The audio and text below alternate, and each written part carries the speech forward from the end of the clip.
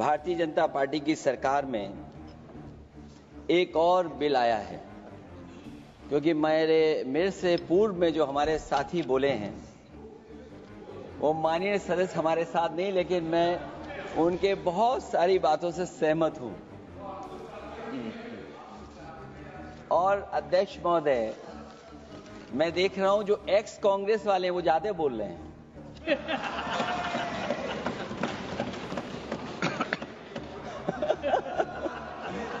आदरणीय अध्यक्ष महोदय,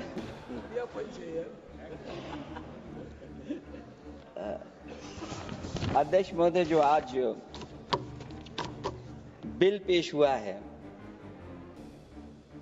मैं हिंदी और अंग्रेजी को जो कुछ समझ सकता हूं वो यही मैं कह सकता हूं कि माननीय मंत्री जी ने ये कहा कि ये उम्मीद है। ये उम्मीद कैसे बना है, अंग्रेजी में भी मुझे समझ में नहीं आ रहा कि उम्मीद है, ये हिंदी में भी समझ में नहीं आ रहा कि ये उम्मीद है। यूनिफाइड वक्फ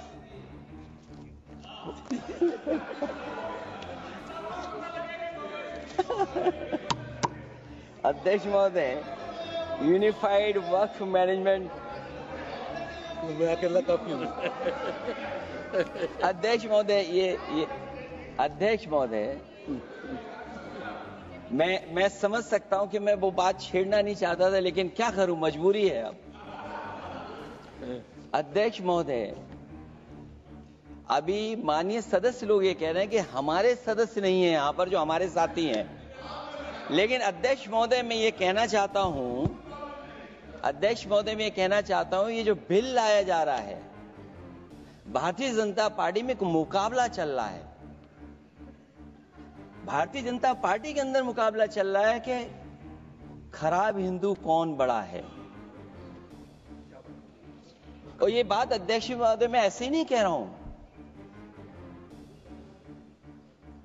जो पार्टी ये कहती हो कि दुनिया की सबसे बड़ी पार्टी है, अध्यक्ष महोदय वो अपना राष्ट्रीय अध्यक्ष नहीं चुन पाए अभी तक।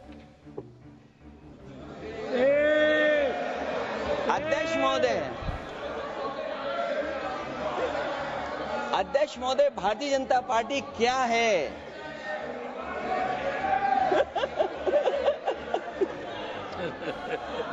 जी, मैं अखिलेश जी ने बहुत हंसते हंसते कहा है, इसको हंसते हंसते जवाब देना। इस सामने जितनी पार्टियां हैं उनका राष्ट्रीय अध्यक्ष उन 5 लोगों को ही चुनना है, परिवार के। हमें माननीय अध्यक्ष जी करोड़ों सदस्यों में से 12-13 करोड़ सदस्य प्रक्रिया कर कर चुनना है तो देर लगती है। आपके यहां जरा भी देर नहीं लगेगी। मैं कह देता हूं अभी 25 साल तक आप अध्यक्ष हो जाओ, नहीं बदल सकता। अध्यक्ष महोदय, क्योंकि जो बात निकल के आई है वो मैं फिर आगे बढ़ा दूं।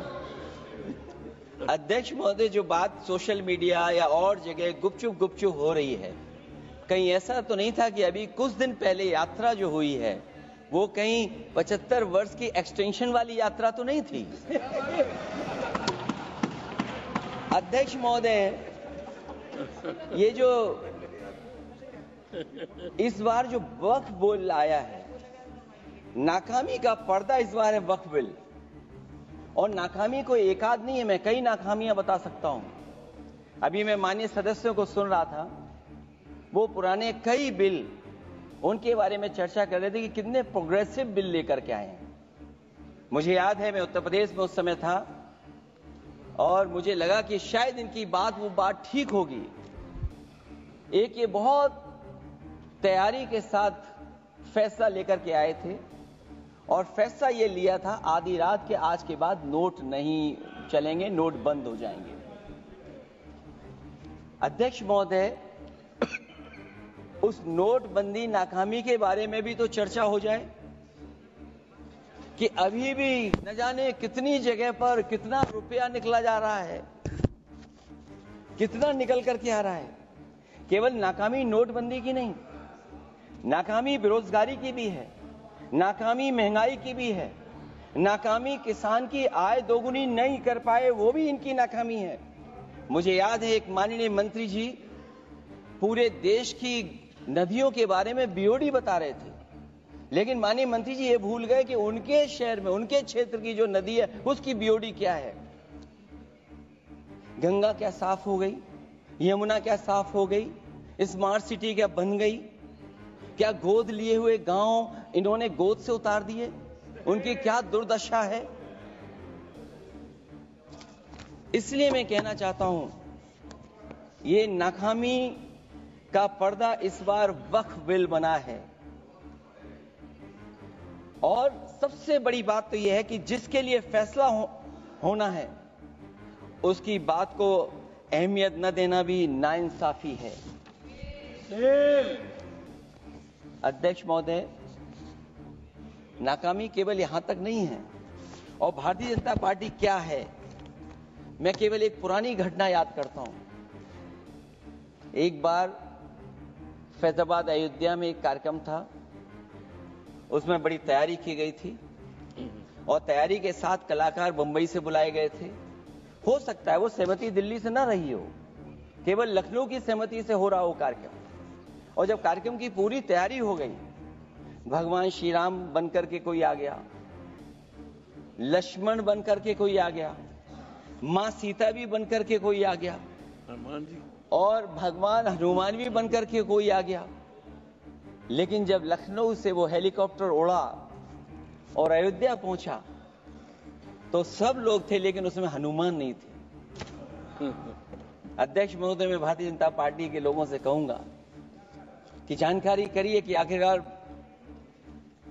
भगवान श्री राम थे, लक्ष्मण थे, सीता थी, लेकिन हनुमान क्यों नहीं थे? हनुमान इसलिए नहीं थे, शायद उनकी जात या धर्म कुछ और था। अध्यक्ष महोदय, ये देश मिली जुली संस्कृति से चला है। कुछ हमने सीखा, कुछ उन्होंने सिखाया। और जो लोग ये कहते हैं कि हम सबको बराबरी का हक देते हैं, अभी कुछ दिन पहले ईद निकली है। अध्यक्ष महोदय, वो परंपरा रही है, न केवल मैं जाता हूं बल्कि कोई दल का नेता ऐसा नहीं न जाता हो उस कार्यक्रम में शामिल होने। भारतीय जनता पार्टी के जो मुख्यमंत्री, उप मुख्यमंत्री, वो भी जाते हैं, उप मुख्यमंत्री, सभी धर्मों के नेता आते हैं। लेकिन पता नहीं इस बार क्या साजिश थी, षड्यंत्र था कि वहां पर कुछ पाबंदी लगी हुई थी। अगर किसी कारण पाबंदी लगी हुई थी तो बात समझ में आती है, लेकिन जब जानकारी हुई है, किसी को नहीं पता था कि पाबंदी क्यों लगी है कि आप नहीं जा सकते वहां पर कार्यक्रम में शामिल होने। क्या यही भारत है, यही संविधान हमें रास्ता दिखाता है? अध्यक्ष महोदय, मंत्री जी बताएं हमें, वो खुद भी माइनॉरिटी हैं, भगवान बुद्ध के रास्ते पे चलते हैं। भगवान बुद्ध का रास्ता दूसरा है। हम आपको अपना मानते हैं तब भी जब आप हमारे बहुत सारे ग्रंथों को नहीं मानते, तब भी हम आपको अपना मानते हैं। आप हमारे पुराणों को नहीं मानते हैं, आप हमारे उपनिषदों को नहीं मानते हैं, लेकिन सोचिए, हम हिंदू वो लोग हैं जो आपको स्वीकार करते हैं और गले लगा करके चलते हैं। अब मैं दूसरे धर्म पे नहीं जाऊंगा, कोई नाराज हो सकता है। मैं दूसरे धर्म के बारे में नहीं जा सकता, मैं केवल यही बताता हूं। और मैं उत्तर प्रदेश में, अध्यक्ष जी, जहां से आता हूं, मैं अपमान नहीं कर रहा हूं, मैं सच बोल रहा हूं। और ये बिहार के चुनाव में जो आप कह रहे हैं कि महिलाओं को 2 मेंबर बना दिया, इस बार मैं भी देखूंगा आप आगे भारतीय जनता पार्टी कितनी महिला लोगों को टिकट देंगे वहां पर।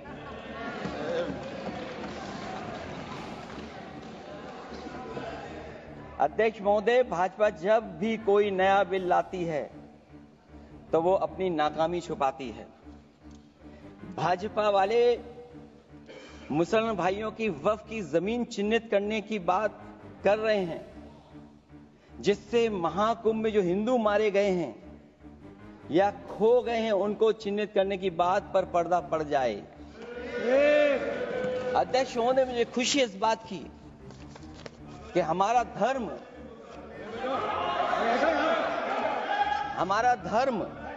अध्यक्ष महोदय, नहीं, कुछ कहना चाहते हैं, नहीं, प्लीज। को अलाउ नहीं किया। अध्यक्ष महोदय,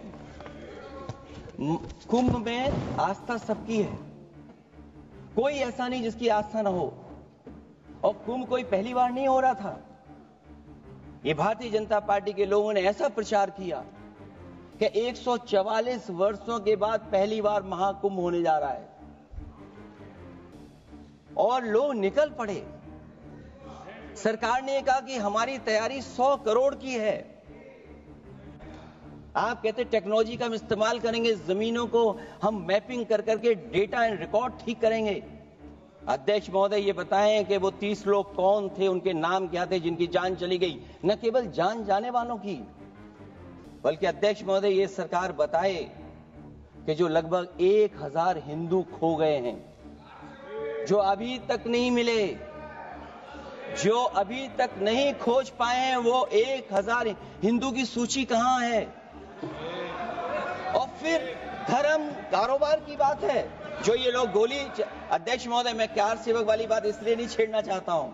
अध्यक्ष महोदय ये शायद माननीय सदस्य जानते नहीं कुछ सच्चाई नहीं जानते। अध्यक्ष महोदय ये संविधान की वजह से, संविधान को बचाने के लिए, हिंदू एकता को बचाने के लिए कुछ फैसले लिए गए, लेकिन एफआईआर हम लोगों पे नहीं लिखी गई थी।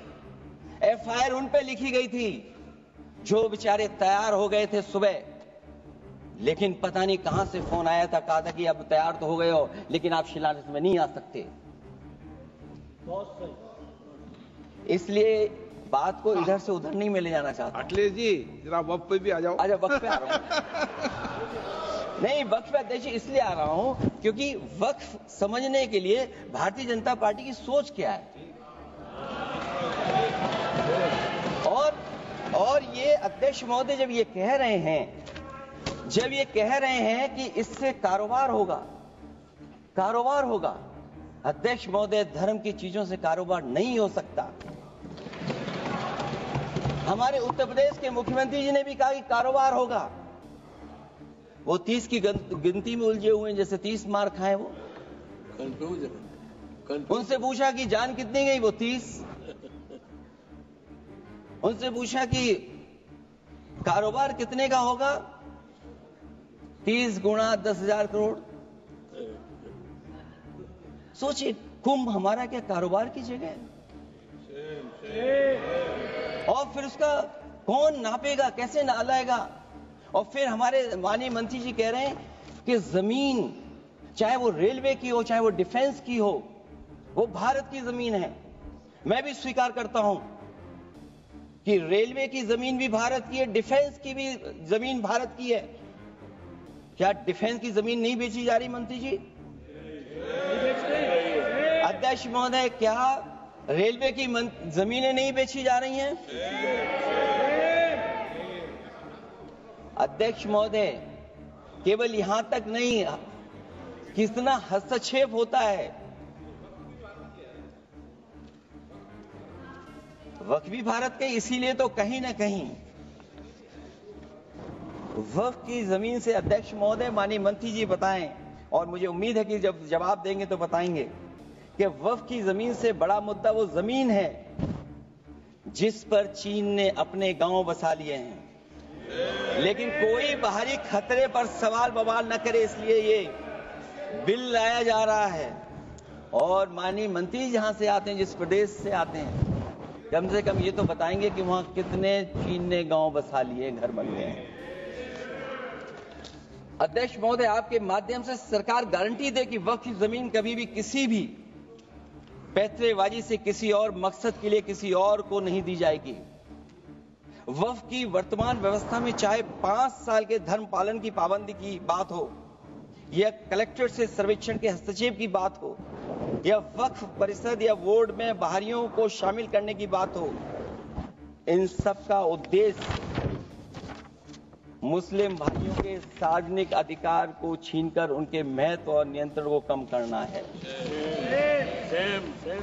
ट्रिब्यूनल के निर्णय को अंतिम न मानकर उच्च न्यायालय में लेकर जाने की अनुमति देना दरअसल जमीनी विवाद को लंबी न्यायिक प्रक्रिया में फंसाकर वक्फ भूमि पर कब्जों को बनाए रखने का रास्ता खोलेगा। सबसे बड़ी बात यह कि वक्फ बिल के पीछे कि न तो नीति सही है न नीयत, ये देश के करोड़ों लोगों से उनके घर दुकान छीनने की भी साजिश है। भाजपा एक अलोकतांत्रिक पार्टी है, वो असहमति को अपनी शक्ति मानती है। जब देश के अधिकांश राजनीतिक दल वक्फ बिल के खिलाफ हैं, तो उसे लाने की जरूरत क्या है जो जिद क्यों कर रहे हैं सरकार? वक्फ बिल का लाना भाजपा की सियासी हट है। वक्फ बिल भाजपा की सांप्रदायिक राजनीति का नया रूप है। वो तो आपको काटेगा, और इसलिए काटेगा कि अध्यक्ष महोदय बाहर ये लिखते हैं सत्यमेव जयते, बाहर है लिखते सत्यमेव जयते, भाजपाई अंदर असत्य बात कहते। भाजपा वक्फ बिल लाकर अपने उन समर्थकों का तुष्टीकरण करना चाहती है जो भाजपा की आर्थिक नीति, महंगाई, बेरोजगारी, बेकारी और चौपट अर्थव्यवस्था से उसे छटक गए हैं।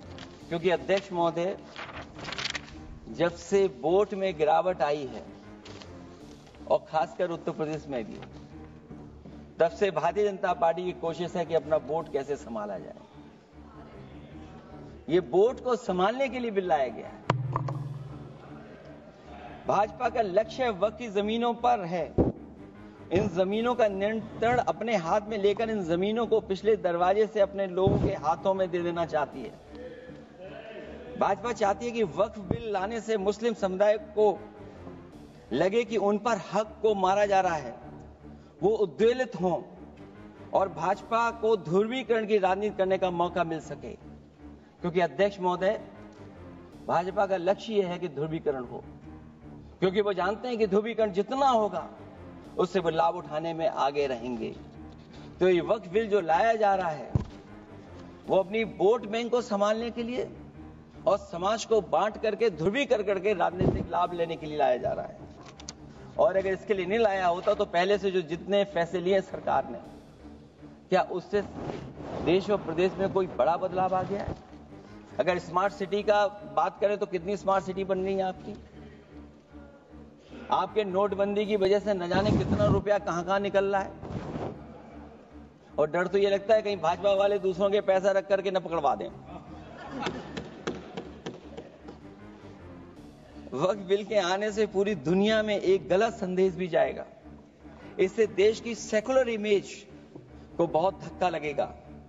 वक्फ बिल भाजपा की नफरत की राजनीति का एक और अध्याय है।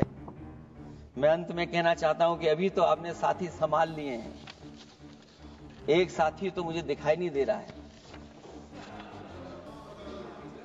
और हमारे जिनका हमने सम्मान किया हमें कहां ले गए आप, और हमें यहां छोड़ गए आप, हमें छोड़ गए। हमें देखिए सभापति महोदय देखिए राजनीति क्या है। हमने आपका हाथ पकड़ा और हम यहां आ गए, और आप हमारा हाथ छुड़ा करके वहां चले गए। इसलिए देखिए कब हमारा इनका हाथ मिल जाए। और मैं अध्यक्ष सभापति महोदय ये कहना चाहता हूं कि वक्फ बिल भाजपा के लिए वाटरलू साबित होगा, क्योंकि ऊपर से तो हाँ कह रहे हैं, लेकिन अंदर ही अंदर बहुत सारे साथी सहमत नहीं है। मैं अंत में इतना ही कहना चाहता हूं कि ये वक्फ बिल जो लेकर के आए कोई उम्मीद लेकर के नहीं आ रहा, ये सोची समझी रणनीति का हिस्सा है। क्योंकि इनका जो वोट बिखर गया है, ये मुस्लिम में भी बंटवारा चाहते हैं। मुस्लिम इस्लाम धर्म में कहीं बंटवारा नजर नहीं आता है, लेकिन इनकी कोशिश है कि इस बिल के माध्यम से हम मुस्लिम भाईचारा में भी बंटवारा करते हैं। बंटवारा तो पीडीए करेगा। अभी देखिएगा सभापति महोदया, हमारे एक सदस्य कह रहे थे कि चुनाव बहुत अच्छा होता है। इनसे बेहतर किसने चुनाव देखा होगा? चलिए धन्यवाद। वोट ही नहीं डालने दिया। चलिए सभापति महोदया, मैं धन्यवाद देता हूं। मैं और अपने दल और साथियों के साथ कहता हूं कि समाजवादी पार्टी जिनका विरोध करती है, वोट पड़ेगा तो हम इसके खिलाफ वोट डालने जा रहे हैं। माननीय सदस्य श्री